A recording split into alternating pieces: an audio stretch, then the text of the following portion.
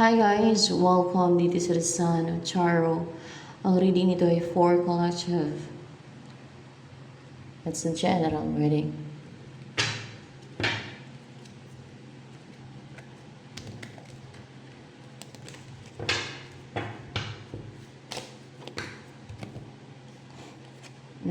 Your fair balance. Clear sa'yo eh.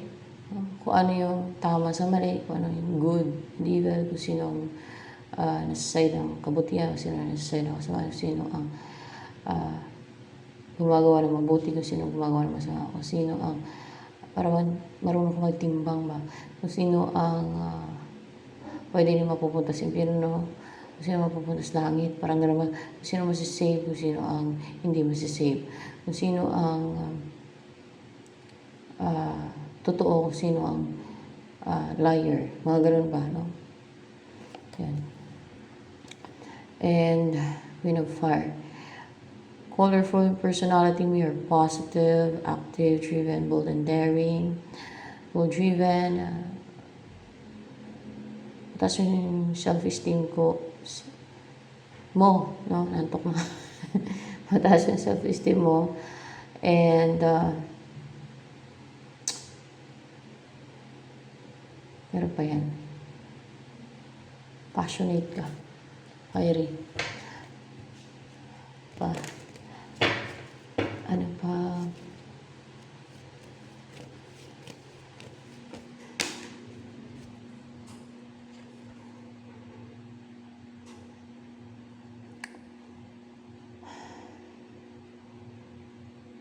Lagi mo tinitingnan yung sarili mo sa salamin o palagi ka self-reflect and parang emotional ka pag tinitingnan mo yung sarili mo sa salamin o maybe lately o kanina lang tumingin ka sa salamin at parang there's emotion na naramdaman mo, yung negative or positive na emotion nung tinignan mo yung sarili mo sa salamin.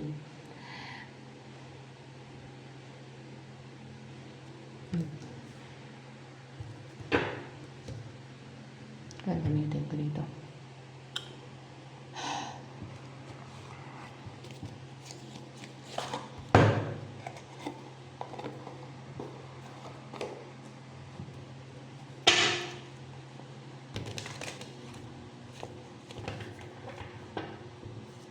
Love you like you want me to. I love you like you want me to. Love you like you want me to.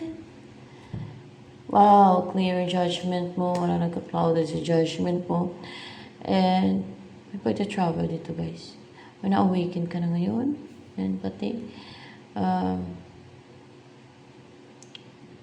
magsasucceed to kung may plano kong mag-travel. Tatagumpay to. O kahit wala ka pang plano mag-travel, may travel dito eh. May pwede travel. Pwede yung person mo mag-travel punta sa'yo. Or ikaw to mag-travel, puntahan ka. Baka unexpected yan. Yan. Yung travel ay kasama sa spiritual mission mo. Kasama sa spiritual mission mo yung travel na yan. Nagagawin mo. Alam mo na hindi.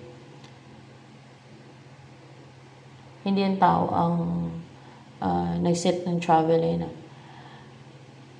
It's divinely orchestrated. Yan. Na magkakaroon ng travel, may pagta-travel. And orchestrated na yun ng divine realm. Yan. Na heavenly realm. Dahil kasama yan sa mission mo yung travel na yan. Malalaman mo na lang kung mag-travel ka. Baka may darating opportunity, mag-travel ka. No? Looking ka mag-travel, libre lang. Okay. O kaya may mag-alok sa trabaho sa ibang lugar o sa abroad, mga gano'n. O malay mo, kasi it's divinely orchestrated. So ano ang naging buhay mo doon sa pupuntahan mo. Kasi kasama yun sa mission mo. Ano maging buhay mo doon sa pupuntahan mo kasi mag-travel ka, di ba? Ay, yaman ka doon guys. Ito na yun, no? Kasi Queen of Diamonds, so ito yung path na tatakan mo. Maging master builder ka doon.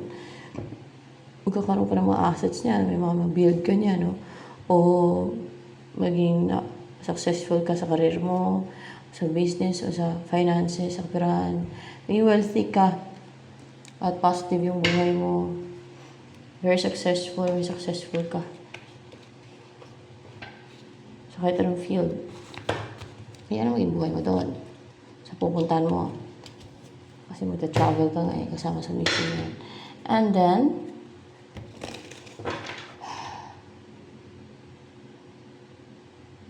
parang bagong mundo na yung pupuntahan mo. Bagong mundo. Bagong mundo ba yung pupuntahan mo? Bagong lugar. Hindi naman bagong mundo. Bagong lugar. Pwede. Bagong lugar. Siyempre, bagong lugar yan. Bagong lugar nga. Narify ko. Bagong lugar. Na, ayun o, Queen of Coins ka na. Di ba? Meron dito kanina. Parang Queen of Coins itong Queen of Diamonds na to eh. Na wealthy ka na, stable, secured. O, napakayaman mo. Doon sa lugar. Wow. Guidance for you. Love you like you want me to. Love you like you want me to. Love you like you want me to. Love you like you want me to. Ala, kanina ko pala nakanta. Hindi mo tanggal sa isip ko. Ano ba yan?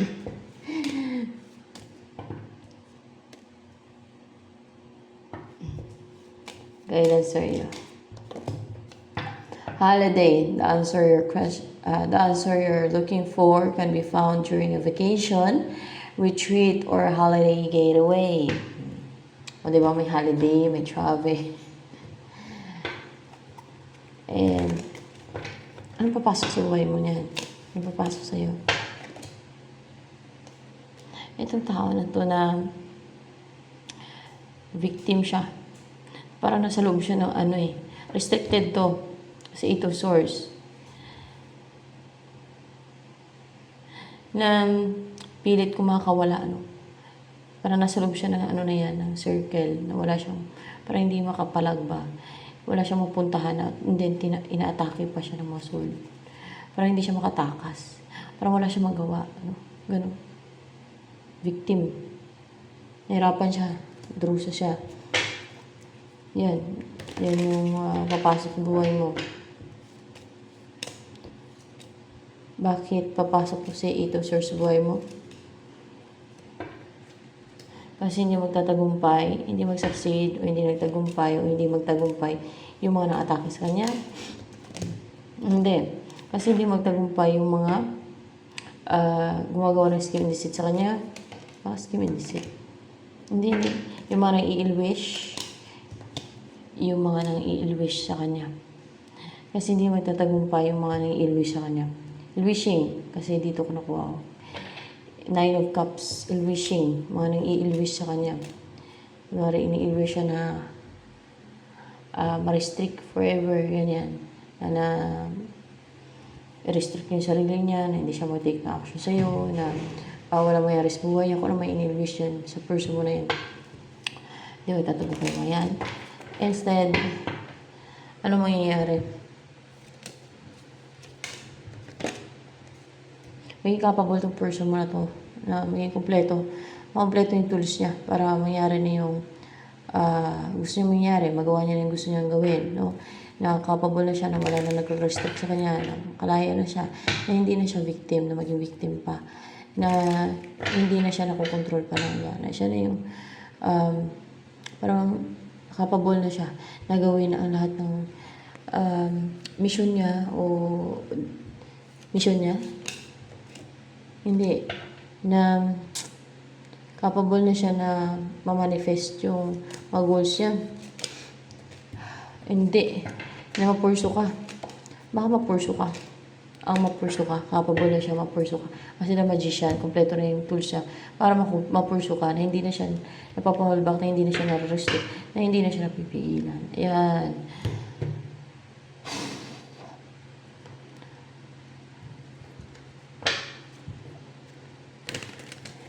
Ibig sabihin, kilala ka na yan. Magkaganyan. Kilala mo na, hindi basta kilala ka na niya. Ano pa? Sino pa ang darating sa buhay mo? Itong lumayo sa'yo, o may nilayuan siya, kung di man ikaw ang nilayuan niya, yan din ang darating sa buhay mo. Ano tong 8 of Cups na to na darating sa'yo? Si King of Cups, the Devil. Kaya lumayo to sa'yo kasi nakontrol siya ng Devil. O may ano sa kanya, naglagay sa cage. Parang ano to naging bihag ng Devil. Nakontrol siya ng Devil. Parang na under sa power ng Devil. Mahina ito ngayon. Emotional, sensitive, yes. Kasi water to. And understanding naman, empathetic. Kaso lang, mahina, weak. Hindi strong yung energy niya. Kasi madali itong mamanipula, kaya nga namanipula siya nakontrol siya ng Devil So ano pa?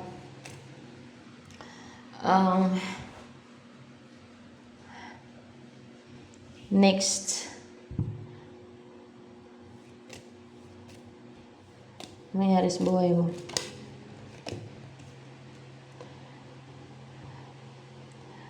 May maging giving towards you, may mag-invest sa'yo. Sino yung mag-invest sa'yo? Itong nalilito. Ano ba itong 7 of Cups na to? Hindi. Ano itong 7 of Cups na yan? Upright ba yan? Nalilito nga siya, distracted.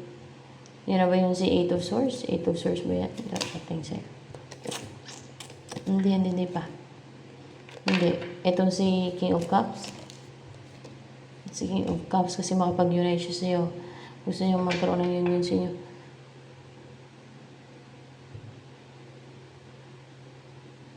Ayan.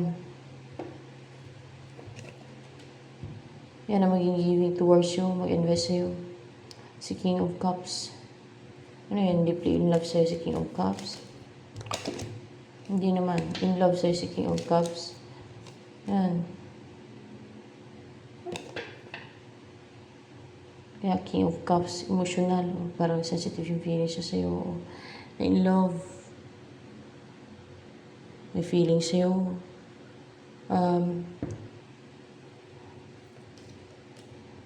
Ano yung lugar na yan na pupuntahan mo? Kasi may pwede travel Anong kamukha ng lugar na pupuntahan mo? Kasi di mo ito travel ka. Ito. Anong mukha ng lugar? Anong kahawig ng lugar? May mga puno. Tapos ito. Malawak to. And doon ka lilipat. Malawak yung lugar na yan. Para bang, siya, hacienda. Okay, malawak na property to. Madaming puno na paikutan ng mga puno yung lugar na yan. Yung mga trees sa paligid. Yan. Ano ang maging buhay mo doon sa pupuntahan mong lugar? Maliban yung kanina. Dog, 10 of Hearts. Maging fulfill. Masaya ka, contented. Kasi parang 10 of Cups nito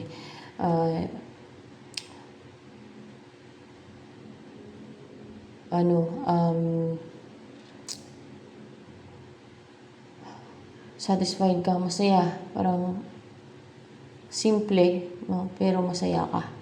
Yan. Simpleng buhay, pero mayaman ka din, no? Mayaman, no? Maging master builder ka nga maging successful pero parang simpleng buhay, no? Na hindi ka maarte, hindi yung parang puro luxury, gano'n yung buhay mo. Hindi, parang simple lang, pero masaya ka, you're connected sa nature, malapit sa nature, kasi may mga trees na pupunta ng mga trees yung lugar na yan. Nililipatan mo, yung pupuntahan mo na yan. And then,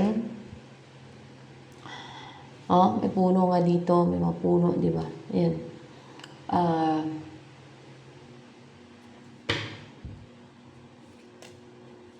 Anong gagawin mo doon?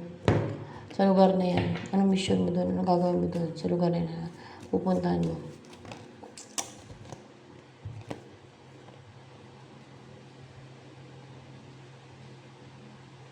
Mag-heal. Or kaya ay mag-offer ng tulong. O meron kang gagamutin. or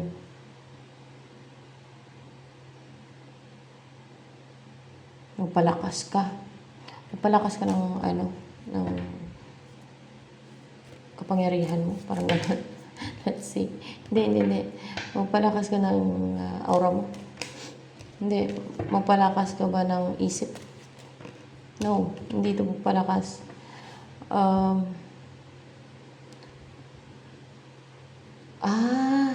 Yung mas lalo ka maging connected sa nature. Yun. Yung mas lalo ka maging connected sa nature. Yan. Bakit? Kasama yung mission mo. And then, para ma-rejuvenate ka. Para ma-relax. Mahila, no? O basta mas lalo ka maging connected sa nature. See, color green. Magpakain ka ng mga nagugutom? Kagaya sa mga animals. Alam mo, may animals dito. Bata, tao, o animals, magpakain ka ng mga nagugutom pati. Kasi di ba maging wealthy ka? Maging successful pati, maging positive yung buhay mo. Maging mayaman ka.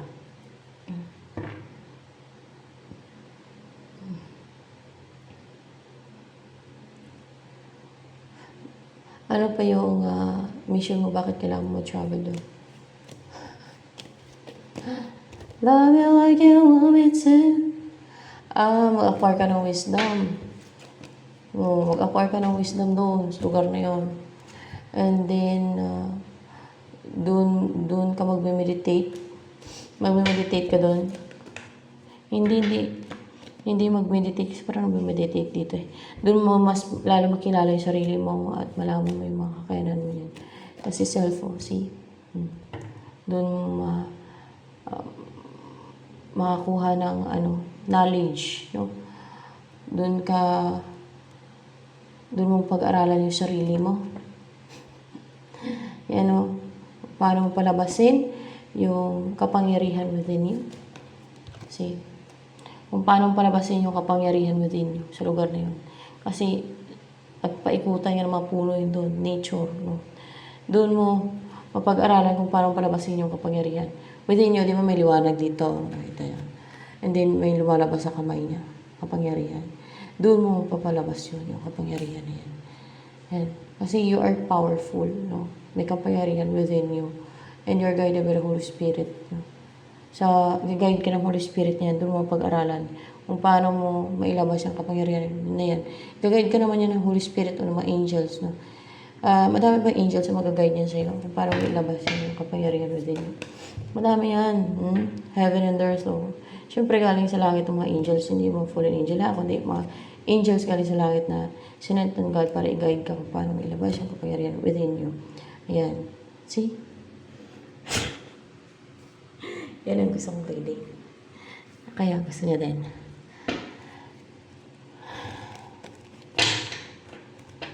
Unique. Maboring yan ako sa mga love life na reading. Kaya gusto niya.